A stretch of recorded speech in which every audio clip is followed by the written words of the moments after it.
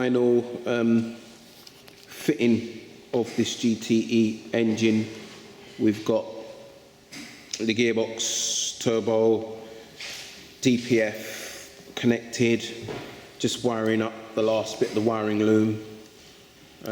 We've put the alternator and the compressor on, waiting for a new auxiliary belt, and we're going to put the drive shafts on it, and then we're going to slot it into place.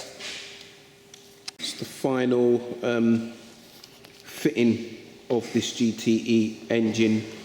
We've got the gearbox, turbo, DPF connected, just wiring up the last bit of the wiring loom. We've put the alternator and the compressor on, waiting for a new auxiliary belt, and we're going to put the drive shafts on it, and then we're going to slot it into place. Put the engine on, put some coolant in it, bled the diesel air pipes, the high pressure side, and a few more turns and she has fired up. Just got to get her up to running temperature.